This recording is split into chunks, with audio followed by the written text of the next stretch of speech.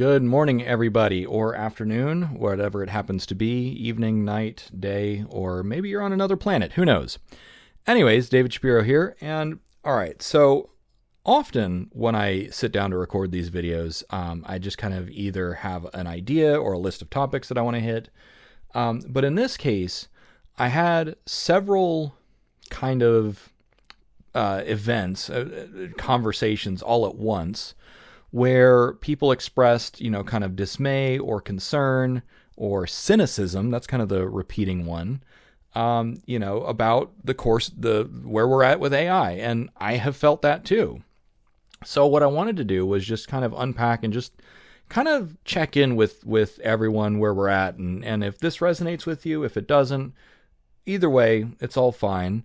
But this is where some people are at. So I also had someone on Patreon ask me, why is it that everyone is so much more negative about AI? And it's one thing when it's the polls, right? Because, Ipsos and Reuters and all those other polls have shown for a while that Americans are skeptical about AI. And, it's like 6 out of 10 Americans expect AI to do more harm than good. That's been a stable, poll for the last 2 years or so, 2 or 3 years.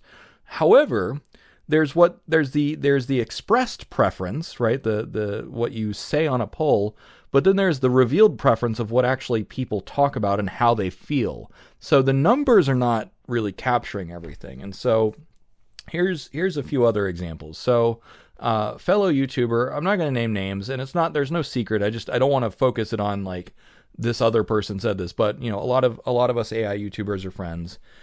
Told me that they're not as excited about the future anymore just because they see all the plays for power and money grabbing, and they just see the elites casting their webs and stuff. And I'm editorializing. This isn't everything that they told me, but the sentiment is there. And then my wife and I have a friend who's also a business owner in the AI space and has hired my wife as a consultant.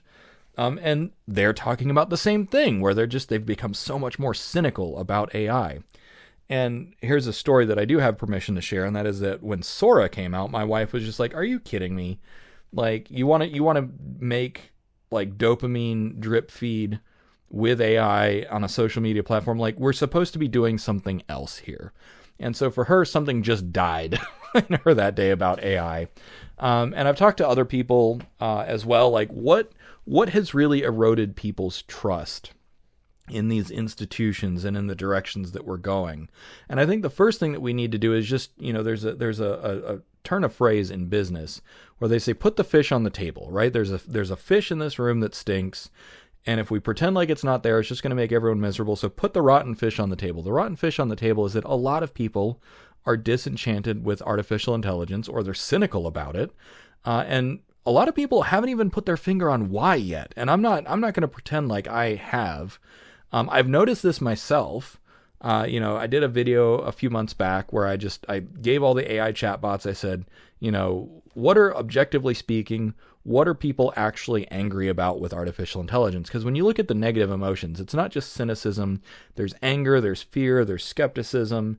And this is not just the Gary Marcus doom debates, whatever. It's not just the Yudkowsky X-Risk crowd. There's something far more pervasive going on, where it's just almost like this miasma of just malaise around AI, where people are just like, ugh.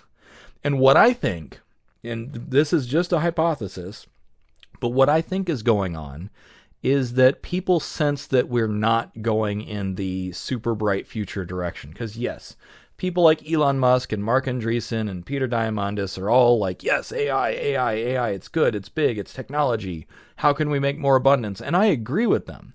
But at the same time, when all the billionaires are closing ranks and saying, yes, we're all going to do this, and Sam Altman doubles down on we're gonna become for profit, and we're gonna do social media for AI, and so on and so forth.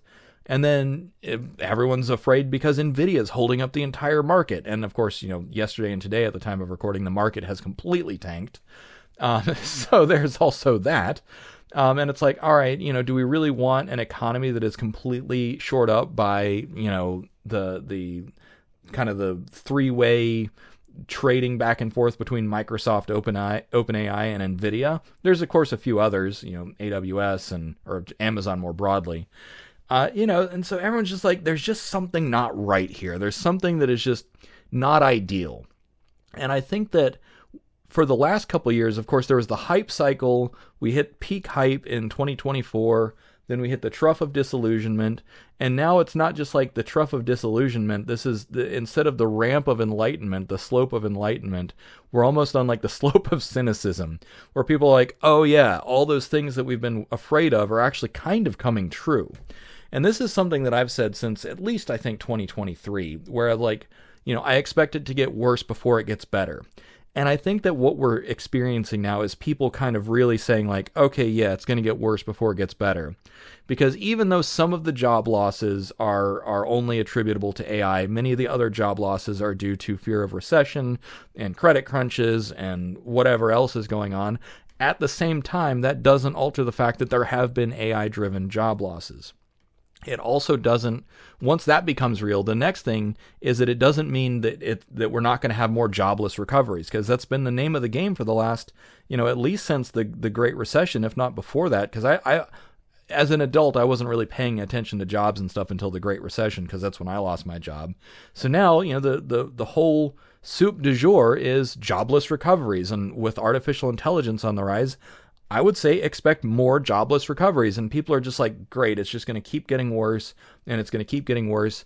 And what I have said since I realized this is that I wish I was wrong.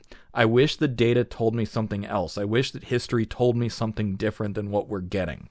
But what we're getting is exactly what you'd expect to get, which is there's a huge confluence of keystone technologies driving the fourth industrial revolution. There is a ton of money to be made. So guess what? All the billionaires and all the elites are salivating and chomping at the bit because they want to make that money. And guess what? They're going to do it at the expense of you and me. Now, of course, I'm the one shouting on the rooftops like, yes, automation is good. Take all the jobs, post-labor economics.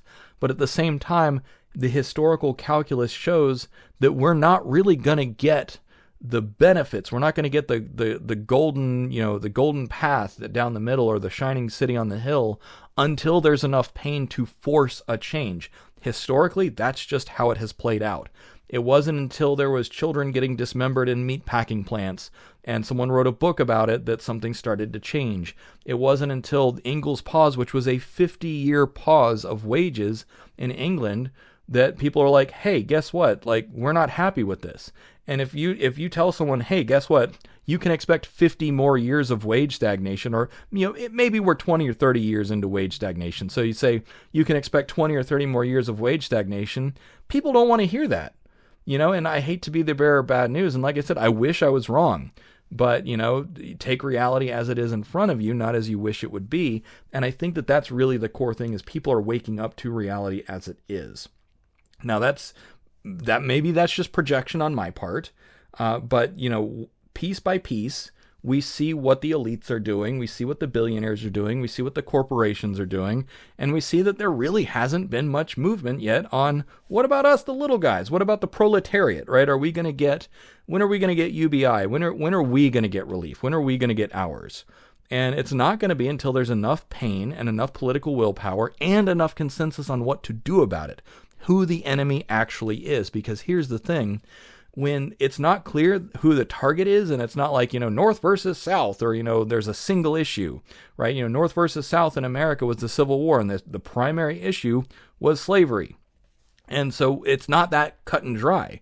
Because here's the thing, where AI is a dual-use technology. It would be like trying to start a civil war over the use of electricity. No one's going to do that, so it's not that clear. It's not like ban electricity because it's dangerous or it's going to take jobs. AI is super useful. It's super productive.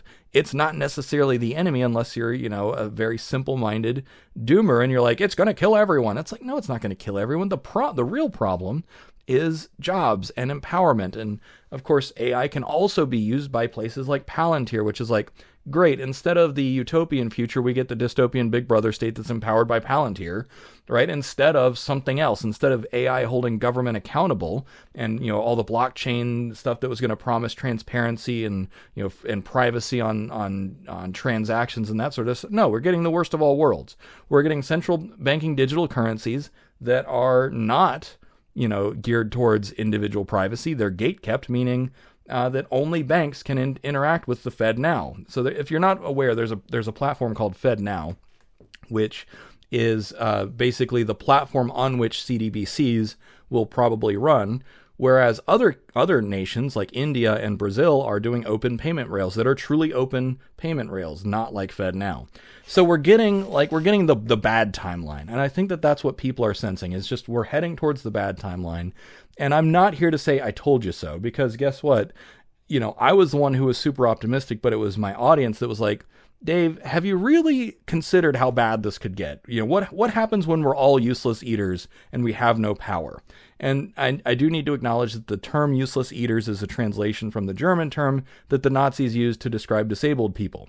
Now, while that term is like very gross and hyperbolic, I didn't choose to use that term. Like you folks did, my audience. You guys are saying, hey, we believe you. We believe that AI is going to get this big and it's going to get this powerful and automation is going to change the world, but we're not going to have any leverage because we're all going to be useless eaters if we can be completely replaced. And that is actually central, front and center in my book, The Great Decoupling, which I'm working on. I'm just about done with it. I have just done a major rewrite. Not a major rewrite. Structurally it was in place, but I went through and cleaned it up. So I'm doing revision passes now. And power is one of the primary things that we're talking about. And I think that what people are sensing is that, when we had the option of going one direction towards empowering people or disempowering people, we've chosen as a society, just due to incentive structures and the powers that be in the system attractor state, we've chosen or by virtue of the default choice, the default trajectory towards disempowerment. And I think that just every little clue that drops in the bucket just adds up. And, for example, for my wife, that was Sora. It was like, great, you could choose to do something else with that time and money and energy and all those GPUs, but instead you try and make a viral social media platform to get people more addicted to the internet, not less. So it's like, really, did you have to go that direction? So I don't know. Whether or not you agree with where I'm at, this is what I'm hearing out there from people.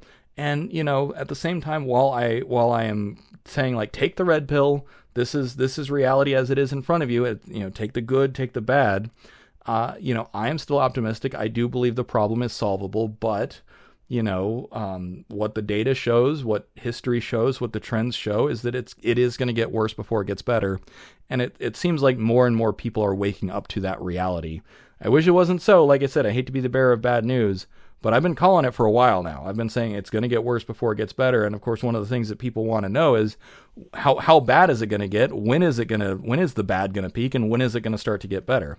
I'm still trying to model that. I'm still trying to figure it out. I just watched all of Foundation, and I feel like Harry Seldon. Obviously, I'm not nearly as good at math, but it's like we're going through the dark period, whether you like it or not. It's just a matter of how much can we shorten the darkness. So, that's what my goal is with the book, The Great Decoupling, is how short can we make the darkness?